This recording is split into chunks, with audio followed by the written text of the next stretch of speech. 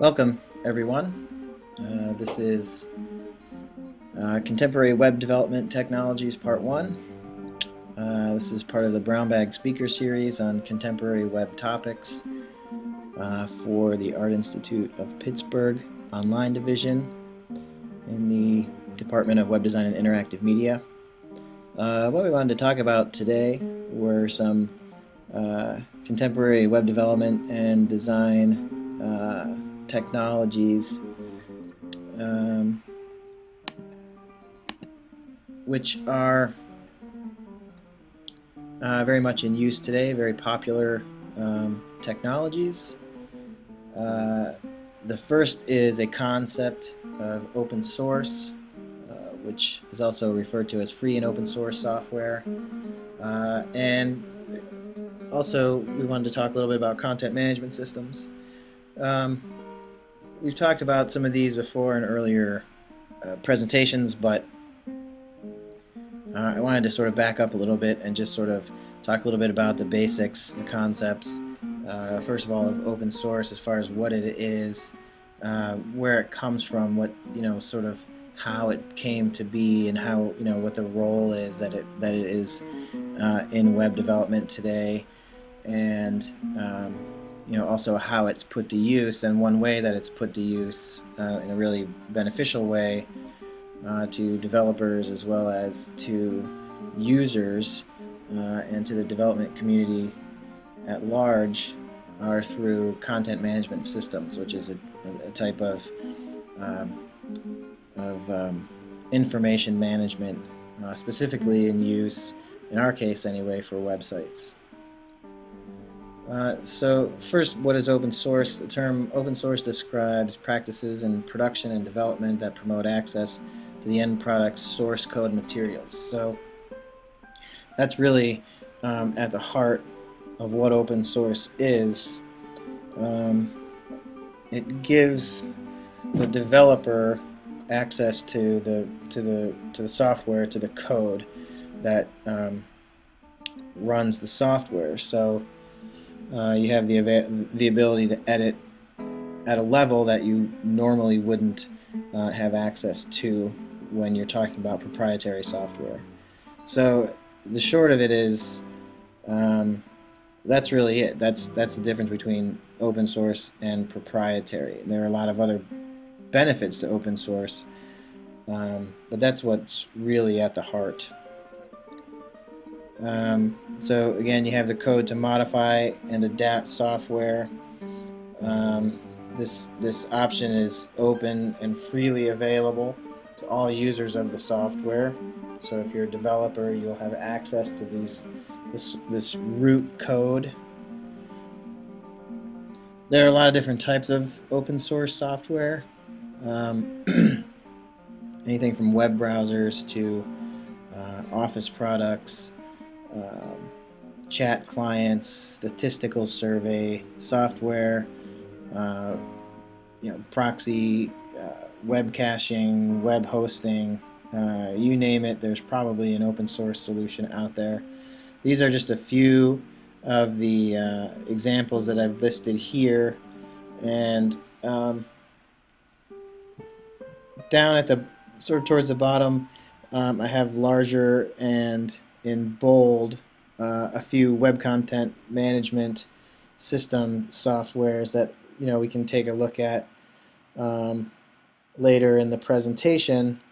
And this is the crossroads of where the ideas of open source and the functionality of content management systems comes together and really creates a beneficial environment for web development.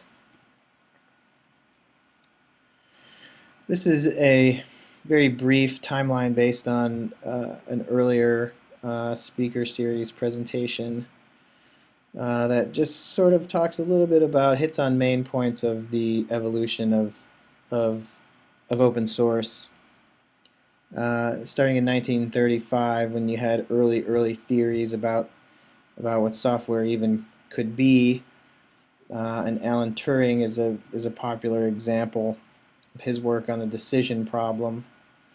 And then we jump to 1945, which is the first documented software bug. So you're starting to actually see these ideas come into practice. In 1958, you get the term software by a man named John Tukey. Before that, there was not even a term, for the programming applications. In the 1960s, you started getting a lot of commercial software being developed by companies like IBM, for example.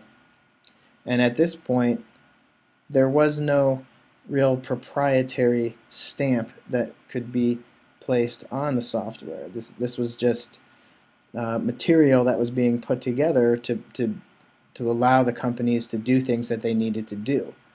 They weren't actually, there wasn't a specification for proprietary versus open source at that time.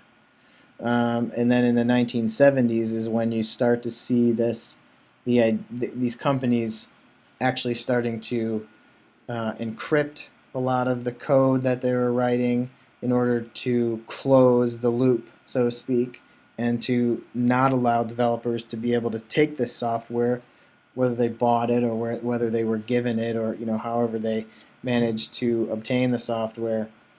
There was this closed element that came about, and so you see for the first time proprietary measures being taken with the software that was being developed by these companies. And we still have this very much in place today. Well, the tangent that came off of that was Richard Stallman, who you see down here in the far right, the gentleman with the beard. That's Richard Stallman. He's one of the leaders in the free software, or the more generally termed open source software movement. But he was working as a developer at the time and didn't think that these software applications should be proprietary, let alone should be closed. And he wanted to keep all the code open so that developers could partake in the development, could augment the software, could do development and editing on their own, and generally creating a development environment as well as a development community. So this is very much a tangent, or you could say that there was a sort of a Y in the road at this point in the early 80s, late 70s, when these ideas started coming out. So you had sort of the one main vein of software development up until right around 1980, and then you have the split. And the one road that some companies were taking, or some developers were taking, was the proprietary avenue, and closing off part of the software. The other part of that Y at that time was this newer idea of open source, which, philosophically speaking, may have been an older idea than the proprietary philosophy, but it just depends on how you look at it. This is generally the evolution and how we've come today to where we are, and having these two philosophies, and that's very rudimentary, very general sort of background. 1994, then you have, of course, Netscape Navigator bringing the internet into U.S. homes. So at this point is when we start to see the takeoff of AOL and the more popular use of, or the use at all of the internet in people's homes. So you can see this sort of decade by decade, the progression here. And then just another milestone, 2004, was Mozilla Firefox was released, and this is, of course, Mozilla is, of course, an open source organization. Firefox being a very popular, if not the most popular, web browser out there today, in wide use, I may add. Some of the benefits of open source: its versatility. Open source can be used on older hardware, and thereby this is beneficial to all, and especially to lower income individuals and others in third world countries, for example, who get donations of older computers and who can take advantage of these open source software resources to keep using this older hardware, whereas you get proprietary software versions and newer technology sort of making obsolete this older hardware and older software, which is may or may not be the most sustainable way of going about it. So open source allows for this versatility measure. There's an economic benefit. It's savings monetarily. It lets one invest in other endeavors that their organization is involved with. Open source software is free, and you can simply go to these different sites and download and install. And it's that straightforward. It's not always easy. You have to have a little bit of technological understanding on how to do it. But it's free and just easy to download and install. As far as education goes, it allows teachers to expose students to a wide range of software products. If you're not having to pay for everything that you're looking at, it's easy to research and test different software applications out. There's great security measures in place. There's the ability to detect and change or delete attacker programs as opposed to waiting for a proprietary organization or company to output those software patches, security patches, and get the word out that they need to be installed. Developers have the availability or the ability to go in and make these changes on their own. Like I mentioned before, it's free. It's free. This is free as in you can go to the sites and download them at no cost. You don't have to pay anything.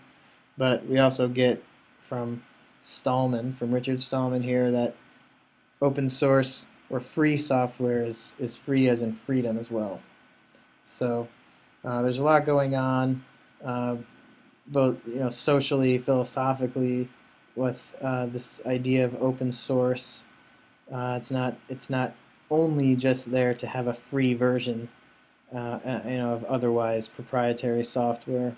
There's a lot of thought that's gone into it, and this, you can look online, just check out Richard Stallman. He has a website that has a ton of information, and you could spend hours and hours researching this stuff and taking a look at the timelines and seeing, how it was exactly that we got to where we are today, where we have this choice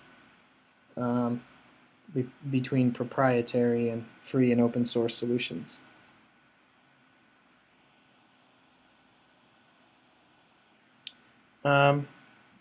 So that's pretty much the real rudimentary background for the open source philosophy and practice. And like I said, there's just a ton of information out there, so I encourage people to research on their own, and I'd be happy to talk more about this. If you have specific questions, I'd be more than happy to have you send me an email, or we can talk about it in class. What I'd like to do is get working on the open source users group, which we had one meeting for so far, and we had sort of a low attendance level. But I'd really like to get that going, and I think that once, it's good to have this background, but once people get using the software and get to understanding the actual benefits, especially when you have many, many users that you're servicing, you can really see how these solutions can be very helpful. And that is sort of a good introduction to bridge now over into the content management system side of what we're talking about here. So we have this open source philosophy, but how is it put to use? Well, one way that it's put to use are all those software applications that I listed back a couple slides back. Of course, and also in specific, content management software like Joomla and Plone and Drupal, and these growingly popular software applications that are out there and available to us as developers today. So as you know by now, the content management system is CMS stands for Content Management System. And what this allows you to do is to sort of transcend the Dreamweaver FTP scenario where all web developers eventually will get bottlenecked in servicing your users and your content providers. And it allows for you to, first of all, teach people how to fish, so to speak, where they can edit and create their own content through the web environment. But it also alleviates some of that project stress from the web developer. And oftentimes, in a lot of organizations, will have one web developer to do all of these updates and new projects based on the web.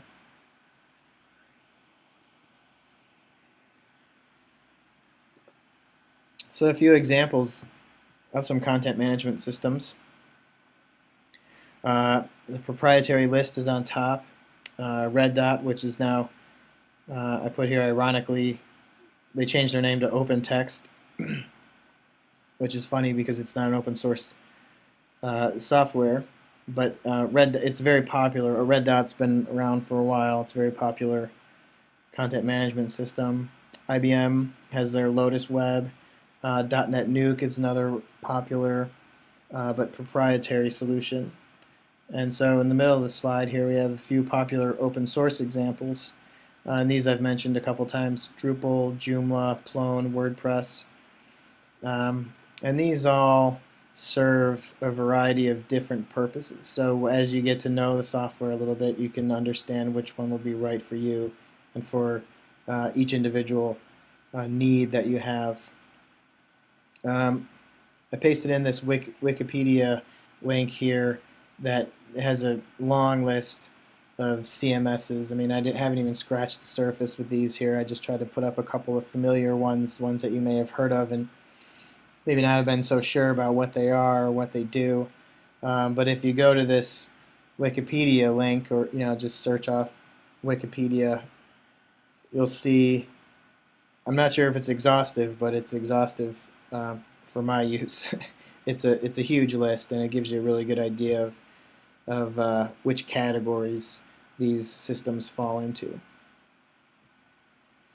So what I wanted to do, but I won't do on this recording, is to go into each of these open source content management systems and to look at specifically how they run from the front end, from the user end, and also from the administrative side.